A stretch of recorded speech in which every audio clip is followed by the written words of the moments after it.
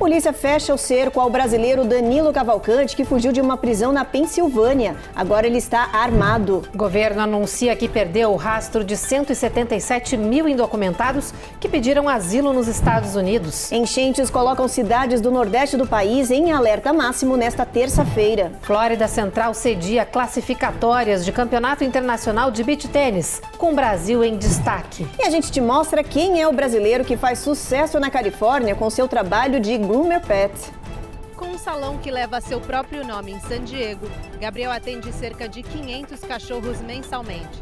Desses, por volta de 15 são as chamadas tosas artísticas, que tornaram o brasileiro famoso.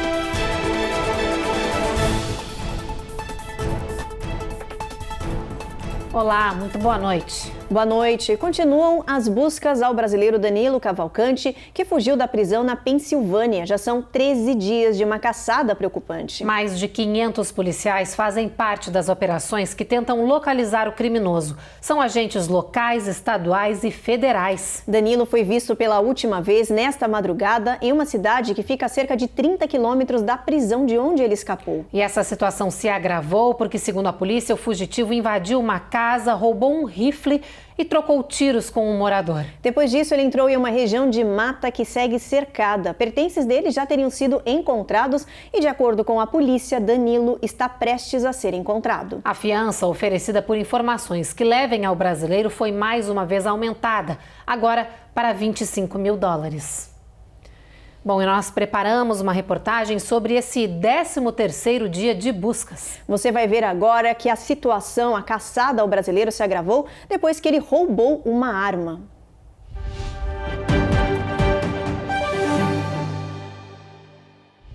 As buscas se intensificaram desde a madrugada quando Danilo Cavalcante foi visto por moradores em South Coventry, a cerca de 30 quilômetros da prisão de onde ele escapou no mês passado. Rapidamente, a pequena cidade da Pensilvânia foi tomada por forças policiais que fizeram um novo perímetro de segurança na área para cercar o fugitivo, que, segundo as autoridades, era uma grande ameaça.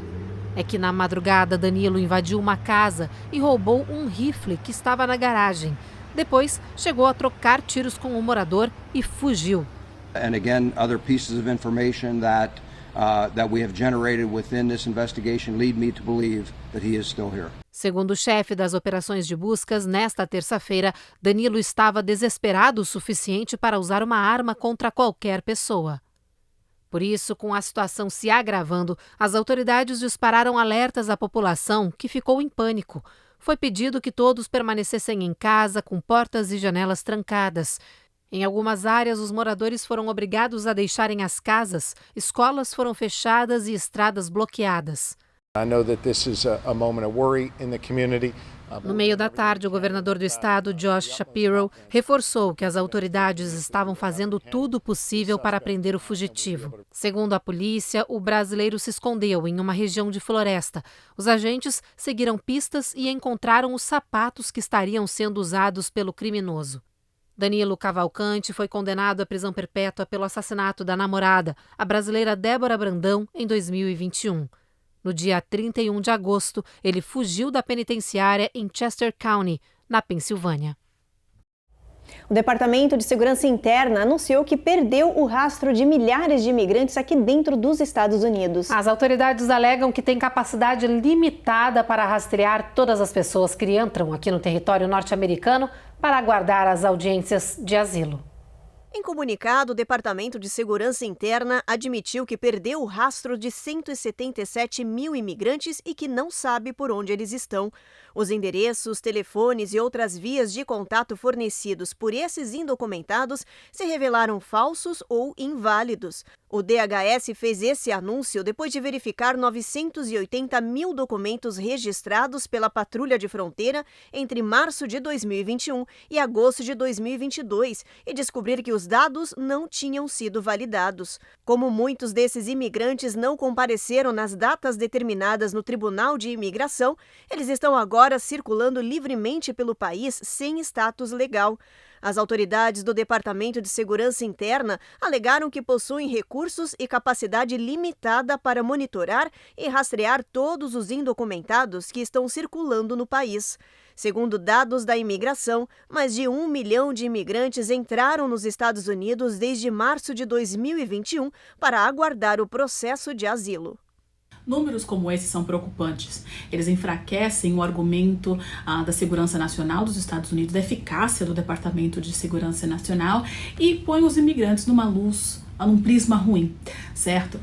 Para essas pessoas que estão sumindo no sistema, isso acarreta um problema sério para o futuro, porque essa pessoa talvez não consiga regularizar sua situação por simplesmente não ter seguido as ordens do Departamento de Segurança Nacional. Então, essa situação é ruim para ambos os lados. Para a Segurança Nacional, o Departamento de Segurança Nacional, parece que eles não têm controle do sistema, o que é verdade, porque são números altos. E para o imigrante, pensar no futuro, porque isso pode ser uma coisa que tenha consequências seríssimas, deportação, inabilidade de ajustar o status no futuro. Então, é uma situação delicada e que, infelizmente, não tem uma solução, porque os números, não há gente, não há manpower para controlar essa situação. Depois do intervalo, tem os detalhes das enchentes de Massachusetts, que devastam regiões inteiras. E a gente mostra um brasileiro que anda fazendo sucesso na Califórnia como groomer de cachorros.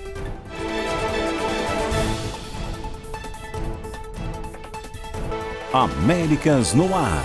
Oferecimento Rejuve Chef. Melhore agora sua qualidade de vida.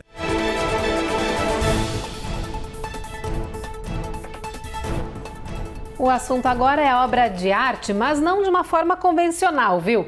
A tela de pintura de um artista brasileiro em um lugar inusitado, e isso transformou ele num tremendo sucesso aqui nos Estados Unidos. Gabriel Feitosa transforma cachorros em qualquer tipo de animal ou desenho animado, apenas pintando o pelo deles com tinta não tóxica. A Eloá Urazen conversou com ele sobre essa técnica incrível.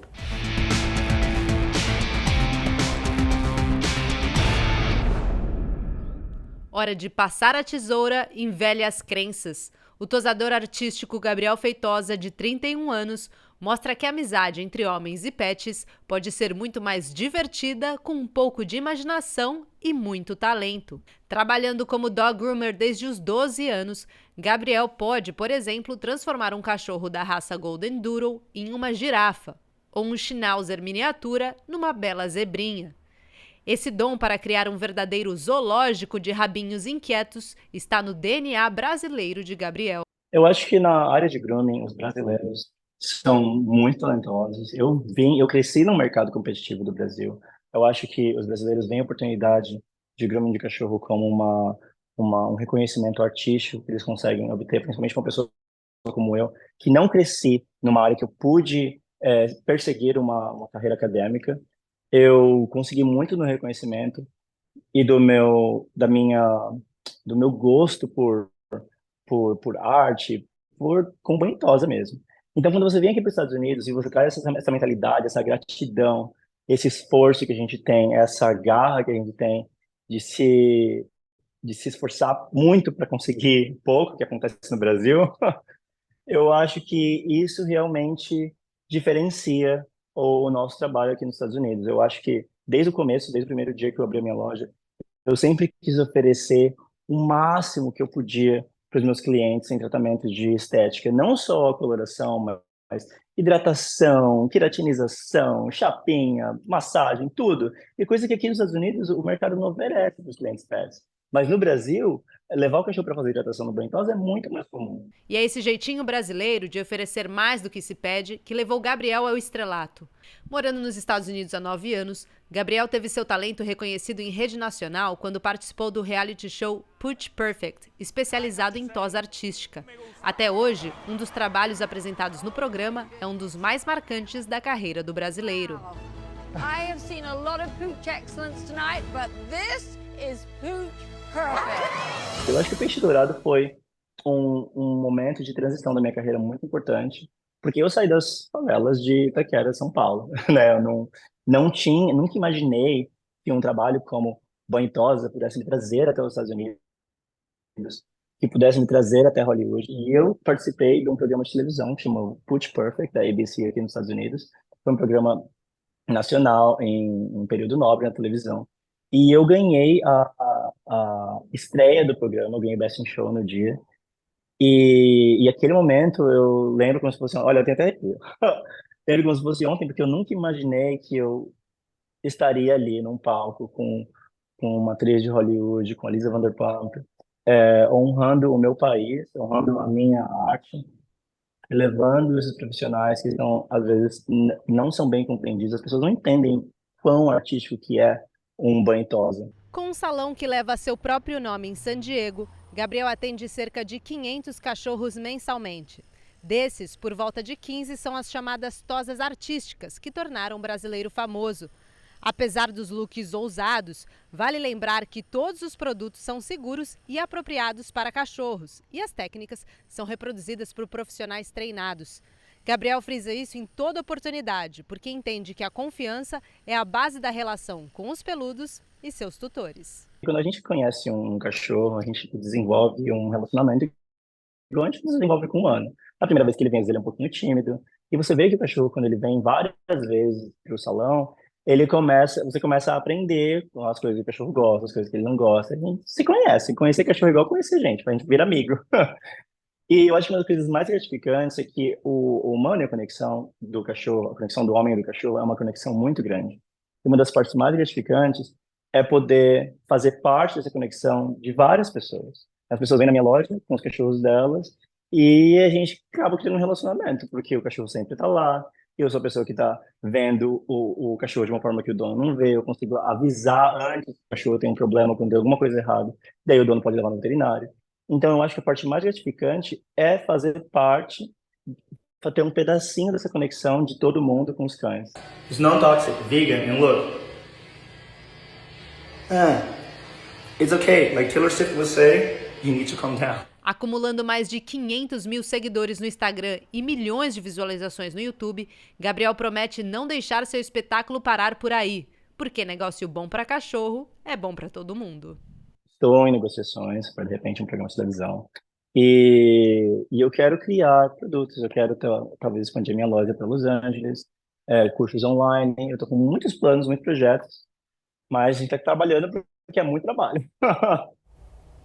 New York City vai limitar a venda e o uso de scooters e bicicletas elétricas com baterias de lítio na cidade. A decisão foi adotada depois do registro de mais de 150 incêndios e mortes relacionadas a esses equipamentos. A prefeitura da Big Apple aprovou uma nova lei que exige a certificação para o uso e a venda desses veículos elétricos. Essa legislação foi aprovada por ampla maioria pelo Congresso Municipal e vai entrar em vigor no dia 16 de setembro. Quem for pego vendendo uma scooter ou uma bike elétrica sem certificação pode ser multado em milhares de dólares. Por cada equipamento irregular, será cobrado cerca de $1.000.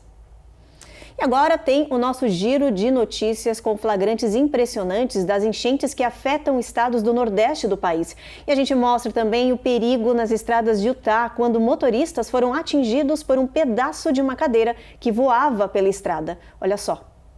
Que era para ser um passeio em família, virou um pesadelo. Lily conta que tudo aconteceu muito rápido. Ela dirigia pela I-15 em Lehigh com suas duas irmãs, a mãe e o namorado, quando viram algo voando na direção do carro. Uma câmera presa ao painel gravava a viagem e registrou tudo. O grupo viu o objeto voando na estrada até que ele acertou com força o para-brisa. O vidro voou pelo carro, mas por sorte ninguém se feriu. Só depois do susto é que eles identificaram que o objeto voador era a base de uma cadeira de escritório. O incidente foi relatado às autoridades que investigam o caso. Na Flórida, um carro invadiu uma loja, pegou fogo e destruiu tudo. Quem passava no local na hora do acidente gravou o impressionante resgate do motorista do veículo, que foi salvo por este homem. Hurry, get out, get out, get out. O homem que puxou o motorista do carro estava a caminho de casa, depois de trabalhar durante todo o domingo. Segundo a polícia, foi uma sorte ele estar na região, porque logo após o resgate, o veículo pegou fogo. Oh my God, so lovely. O resgatado, um homem de 28 anos, segue no hospital se recuperando. Fortes chuvas que atingiram parte do nordeste dos Estados Unidos provocaram enchentes perigosas em Massachusetts, New Hampshire e Rhode Island. A situação é caótica em algumas cidades. Houve desmoronamentos de terra e destruição de pontes, estradas, casas e comércios. Segundo as autoridades, as chuvas torrenciais fizeram lagos e rios da região transbordarem, alagando cidades inteiras. Os maiores estragos aconteceram nas áreas de Leominster, em Massachusetts, e Providence, em Rhode Island. Não há registro de vítimas fatais. Depois do intervalo, levantamento mostra que Estados Unidos bateram um recorde no número de pessoas que estão em situação de rua. E a gente mostra o que está por trás da polêmica envolvendo a casa de Marilyn Monroe, lá na Califórnia.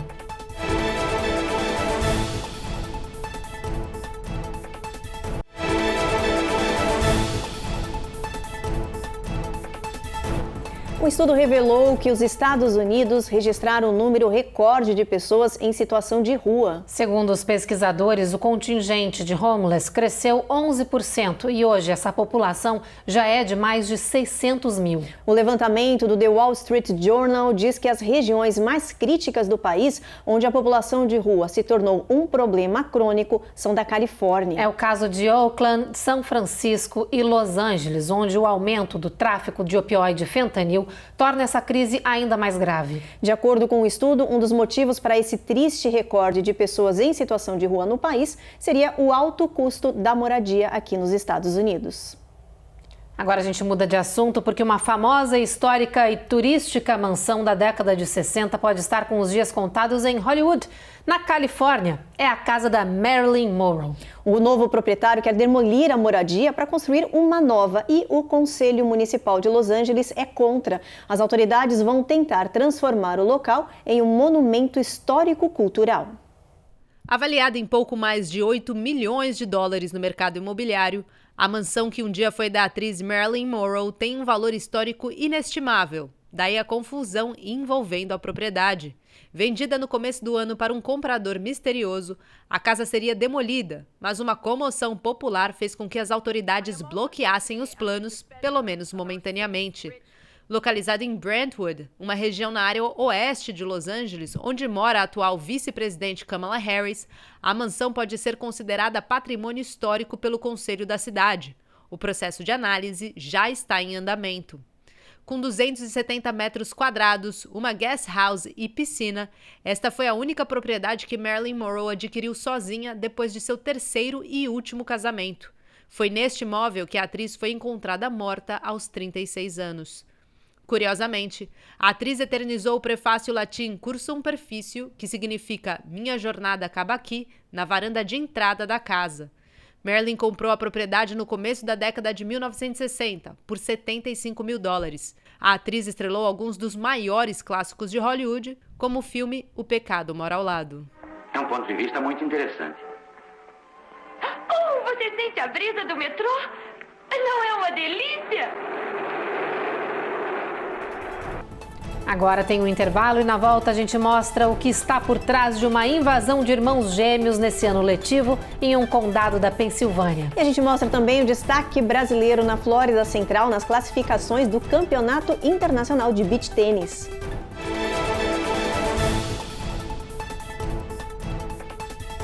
Américas no ar. Oferecimento Rejuve Chef. Melhore agora sua qualidade de vida.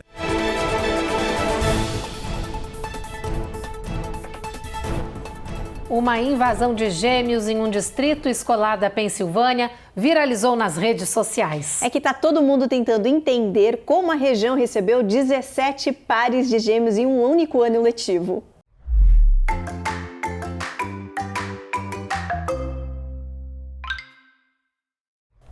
Acreditem, todas as 34 crianças gêmeas têm a mesma idade, são da mesma região da Pensilvânia e foram matriculadas no jardim de infância. Olha, a solução para espalhar essas crianças pelas escolas foi matricular os gêmeos em 3 colégios diferentes do Distrito Colonial. As autoridades de educação do estado disseram que esse é o maior número de gêmeos em uma mesma turma da história. E claro que se começou uma especulação sobre o alto número de nascimentos de gêmeos na mesma região e no mesmo mesmo período. Os pesquisadores já estariam de olho nesse fenômeno e iniciando os estudos para tentar descobrir o que anda acontecendo por lá. A história chamou tanta atenção que recebeu até o nome de Twindergarten, uma junção das palavras gêmeos e jardim de infância em inglês.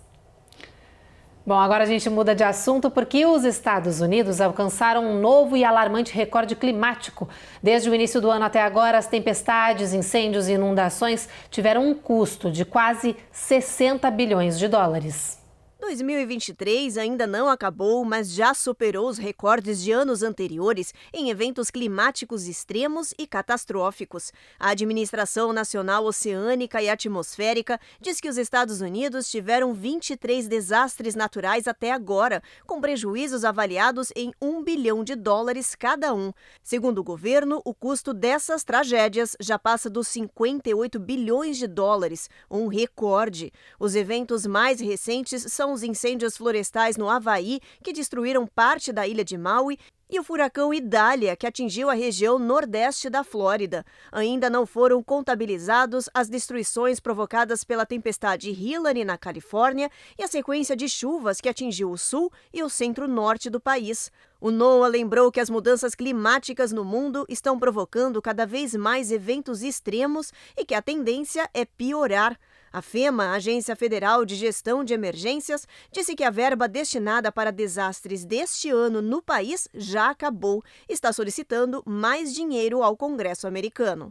Em relação às mudanças climáticas, elas existem de fato, ocorrem de fato. Não são mais previsões apenas, elas constituem uma realidade no nosso cotidiano. O que nós precisamos aprender fazer as adaptações necessárias para que elas provoquem menos perda de biodiversidade, não apenas billion of dollars, mas perda de biodiversidade, qualidade ambiental, qualidade de vida, não apenas para os seres humanos, mas para todos os que habitam esse planeta. O IPCC, que é o painel intergovernamental de mudanças climáticas, ele aponta para uma piora significativa do quadro atual. De fato, vai piorar. Infelizmente, é isso que vai ocorrer. Portanto, a sociedade primeiro precisa descarbonizar e depois fazer as adaptações necessárias. Não para ter menos prejuízo, mas fundamentalmente para ter qualidade de vida e para não permitir uma perda de biodiversidade tão grande. Bom, vamos agora ver o nosso mapa da meteorologia, ver como é que vai estar o clima amanhã, dar uma olhadinha em todo o país. Olha, Boston, chuva, mínima de 65, máxima de 75. Tempestade em New York, máxima aí de 74. A mesma coisa em Norfolk, o sol aparecendo um pouquinho ao longo do dia, mínima de 70. Na Flórida, Jacksonville, Miami, Tampa, a gente tem sol em algumas regiões com tempestade. A máxima nessa área não passa de 93. New Orleans, chuva também, mínima de 80, máxima de 92. A mesma coisa em Houston, que não passa a máxima de 94. Evelyn. Mesma coisa em San Antônio, com o tempo encoberto. Em El Paso tem previsão de trovoada ao longo do dia, com mínima de 66 e máxima de 92. Em Albuquerque, no Novo México, e em Phoenix, no Arizona, também tempestade prevista ao longo de todo o dia. E na região da Califórnia, olha só, Los Angeles e São Francisco, com o sol tímido aparecendo entre nuvens. Já em Las Vegas, um tempo um pouco mais ameno, 76 de mínima e 95 de máxima. A competição classificatória para o beach tênis internacional aconteceu essa semana. Mais de 400 atletas de 12 países participaram do campeonato, que foi na região central da Flórida. A disputa foi em Tavares, uma cidade que não tem praia, mas para resolver esse problema foram montadas várias quadras de areia que serão fixas na região. Um atleta brasileiro foi quem ajudou a divulgar esse esporte, como nos mostra agora a repórter Carla Marinho. O complexo esportivo da cidade de Tavares, a 30 minutos de Orlando, na Flórida, recebeu os gigantes do beach tênis, entre eles o número 1 do Brasil e terceiro no ranking mundial, André Baran. É minha primeira vez aqui em Orlando e realmente fiquei encantado com tudo, com as pessoas. E eu vi essa estrutura e realmente ela é diferenciada. Provavelmente deve ter sido um dos maiores torneios aqui nos Estados Unidos. e é uma semente que eu tenho certeza que vai dar muito resultado. O primeiro torneio classificatório da Federação Internacional, em parceria com a USA Beach Tennis de Orlando, entrou para a história do esporte no estado. Em 2 dias de competições, foram 449 inscritos, com a participação de atletas profissionais de 12 países. O beach tênis já é o novo queridinho das praias americanas. De acordo com a Federação Internacional, a modalidade está crescendo tanto que já é um dos principais esportes de praia para atletas profissionais e juniores em todo o mundo. E o brasileiro e imigrante Arthur assumiu a missão de difundir o esporte aqui na Flórida e hoje ele desfruta do resultado. Tudo isso começou através de um torneio que a gente fez para alunos nossos e tomou uma proporção muito maior. Essa já foi a 4ª edição, mas a cada edição a gente vai crescendo. Então essa foi a primeira competição ITF que a gente fez, que é da Federação Internacional de Beach Tennis, e já tomou uma proporção muito grande, então a gente espera que cada vez vá crescendo mais. As duplas vencedoras do torneio pontuaram no ranking internacional da federação para as próximas competições.